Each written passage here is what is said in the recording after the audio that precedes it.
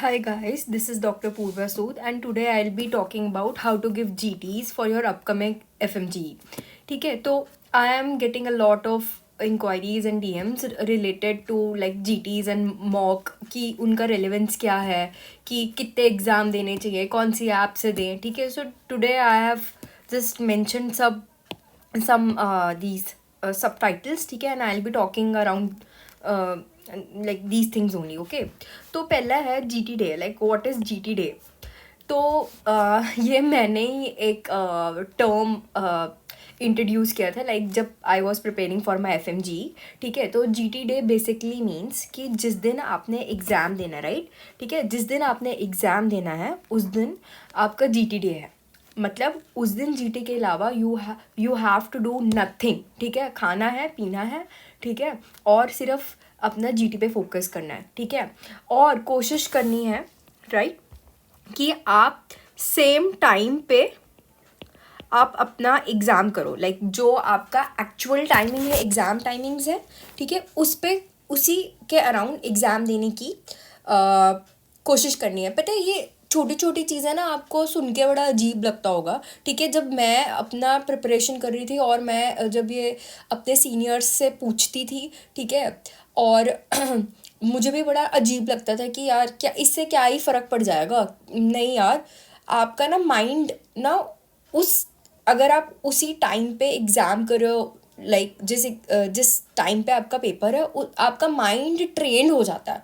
ठीक है, कि हाँ मुझे इस टाइम पे क्वेश्चंस ही करने हैं और मेरा फोकस, मुझे पूरा फुली फोकस्ड रहना है, राइट. तो ये छोटी छोटी चीज़ें is what will make a difference in your score, right.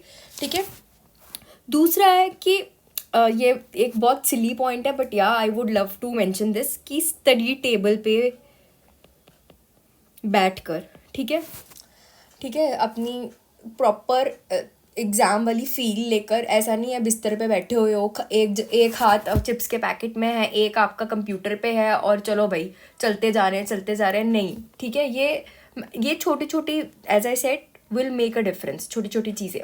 ठीक है, तीसरी बात पता है क्या है? एक GT, like whatever number of GTs you are giving, that is different. ठीक है, बट उनमें से एक GT ऐसे देना है जैसे आप एग्ज़ाम देने ही जा रहे हो. ठीक है, मतलब शूज़ पहन कर प्रॉपर, अगर आपको जीन्स पहन के जानी है उस दिन या जो भी है, लाइक प्रॉपर ड्रेसअप होके प्रॉपर शूज़ और सॉक्स पहन के. I did it. मतलब मैंने 5 GTs दिए इन टोटल और एक GT मैंने पूरा लाइक तैयार होकर दिया था. तैयार एज इन कि मेरे दिमाग में कुछ भी ऐसा उस दिन कुछ मुझे न्यू ना लगे. ठीक है, चाहे वो मैं, क्योंकि हमें आदत पड़ जाती है घर पे अगर ऑनलाइन क्लासेस ले रहे हो, ठीक है, कि आप घर पे बस बैठे हो, अपनी लेग्स को फोल्ड करके बैठे रहते हो पूरा दिन. ठीक है, बेड पे बैठ गए, लेट गए. ठीक है, तो आपका पढ़ने का कुछ भी स्टाइल हो सकता है. ठीक है, तो उस दिन आपको कुछ भी चीज़ ना प्रॉब्लम क्रिएट ना करे. ठीक है, और पता है अगर आपका दिन बुरा है ना उस दिन आपको ना जूते भी चुभेंगे आपके, राइट. ठीक है, तो एक ये चीज़ है. ठीक है, कि तैयार होकर, ठीक है, गेट रेडी. ठीक है, वियर योर शूज़. ठीक है, और सर्दियों में ही होता है. ठीक है, हो सकता है कि वो आपको अंदर जैसे मेरे एग्ज़ाम हॉल, मेरा जो सेंटर था वो जलंधर में था. ठीक है, वहाँ पे बहुत ठंड थी. ठीक है, लाइक ऑफ कोर्स AC चलते हैं. ठीक है, तो मेरे जो लेग्स है उस पर बहुत ज़्यादा मतलब ठंड लग रही थी मुझे. मतलब मुझे हर 15 मिनट के बाद ना मुझे अपने आप को ऐसे रब करना पड़ रहा था कि सुन्न हो रहे थे हाथ पैर. ठीक है, एक तो वैसे एंजाइटी, ऊपर से ठंड.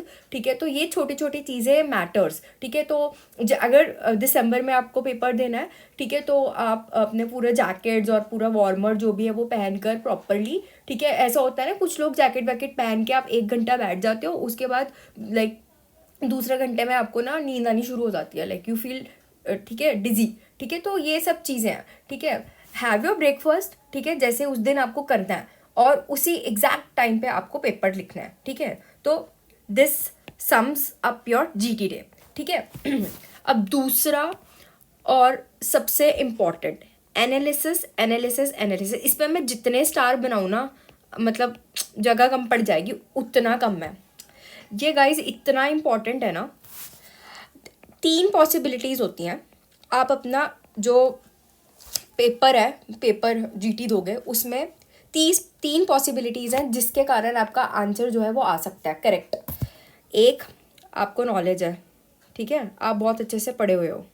दूसरा, आपका तुक्का लग गया, ठीक है, अक्कड़ बक्कड़ बम्बे पे, और वो हो गया सही, ठीक है। तीसरा कि वो PYQ क्वेश्चन था और आपने FMG सॉल्यूशन जो बुक आती है अपनी, ठीक है, वो आपने अच्छे से रटी हुई है, लाइक क्लासेस के साथ साथ आपने अच्छे से रटी हुई, और बाई चांस वही क्वेश्चन आ गया और आपने क्वेश्चन भी नहीं पढ़ा, लाइक स्टार्टिंग पढ़ी और आपने ऑप्शन देखा, आपको ऑप्शन रटा हुआ था और आपने सीधा मार्क कर दिया कि इसका तो ए ही होगा, ठीक है। तो ये 3 पॉसिबिलिटीज़ हैं जिसके कारण आपका आंसर निकल सकता है, लाइक करेक्ट, ठीक है।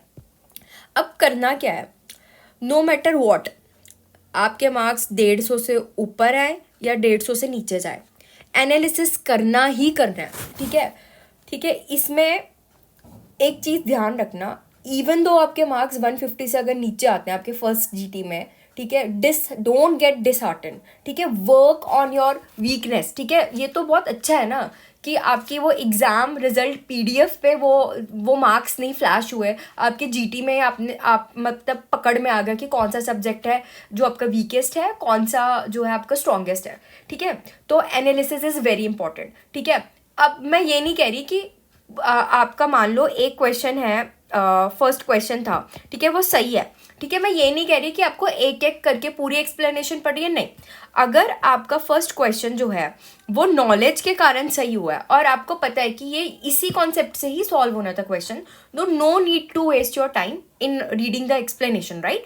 अगर तो वो आपका तुक्का से लगा है तो रीड दैट एक्सप्लेनेशन, ठीक है, उसी टाइम उस ऐप पे जिस भी ऐप पे you are working, you are giving GT, ठीक है, read the explanation, open your workbook, correlated कि क्या मेरे वर्कबुक में व्हाट्सएवर नोट्स आप पढ़ रहे हो, ठीक है, जो भी, क्या मेरे नोट में वो क्वेश्चन था, अगर था तो उसको ना उस पर स्टार मार्क कर लो कुछ भी कलर का, ठीक है, कि ये पेपर में आया था और मुझे याद नहीं, और याद नहीं बट तुक्के से हो गया, मतलब आपने कभी ना कभी उसको पढ़ा है और लाइक सबकॉन्शियस मेमोरी में आपके घुस गया है वो, ठीक है, बट फिर भी आप में वो कॉन्फिडेंस नहीं आया कि आपके मन में यही है कि नहीं यार ये तुक्का लगा है मेरा। और ट्रस्ट मी गाइज, आपको पेपर वाले दिन तक, ठीक है, ऐसा ही लगेगा कि आप सारा जो भी है ना, सारा जो भी है वो आप तुक्के से पेपर करके आए हो, ठीक है, बट ऐसा नहीं होता है, ठीक है। ऐसा कैसे पॉसिबल है कि आपने क्वेश्चन पढ़ा अच्छे से और आपको आपके माइंड में वो पिक्चर फ्रेम हो गई और उसके बाद आप ऑप्शंस ढूंढ के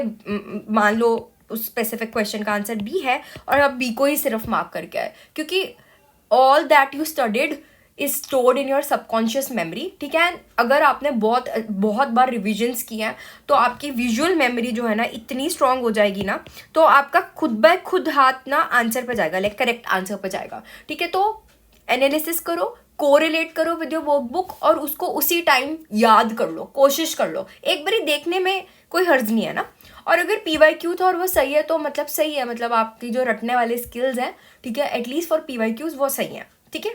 तो एनालिसिस इज़ वेरी इंपॉर्टेंट, ठीक है। पेपर दे दिया, इवन दो अगर आपके 200 नंबर है ना जीटी में, ठीक है, ज़्यादा मत उड़ना, ठीक है, उससे कोई फ़र्क नहीं पड़ता। ये देखो कि 200 नंबर आए कैसे, क्या इसमें से 150 आपके तुक्के लगे, क्या 150 आपके कॉन्सेप्ट थे, ठीक है। तो वर्क ऑन दिस, ठीक है, एनालिसिस एनालिसिस और एनालिसिस वेरी इंपॉर्टेंट।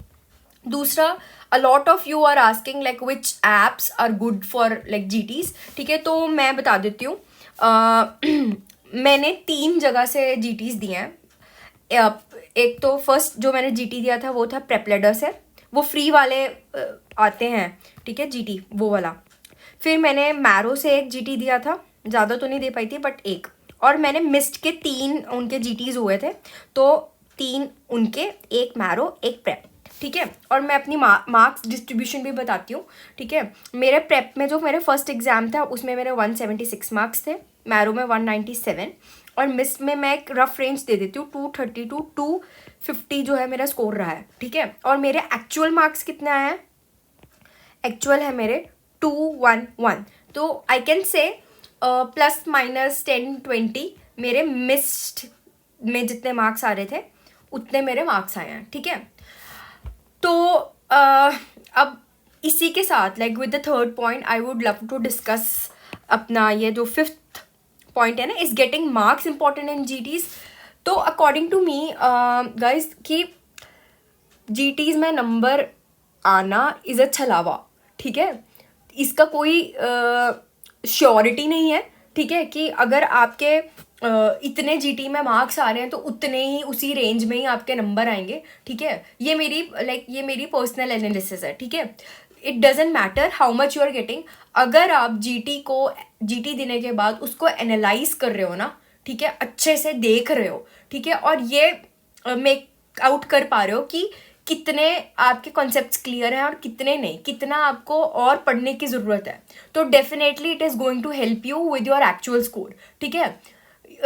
ये एक चीज़ है जो आपको डेफिनेटली हेल्प करेगी, ठीक है। तो मैं और बहुत लोगों का मुझे एक इंक्वायरी ये आई है कि कितना सेफ स्कोर होता है, like what is the safe score. Safe score क्या होता है, ठीक है, कि आपके जीटी में अगर इतना सेफ है तो डेफिनेटली 100% आपका हो ही जाएगा।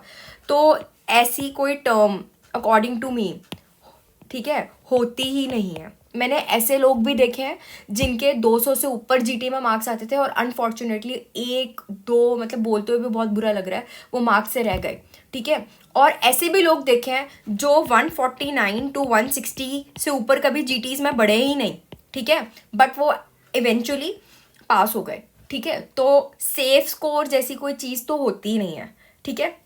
तो एक ये चीज़ थी। और लास्ट पॉइंट, ठीक है, then I should start giving जीटीज।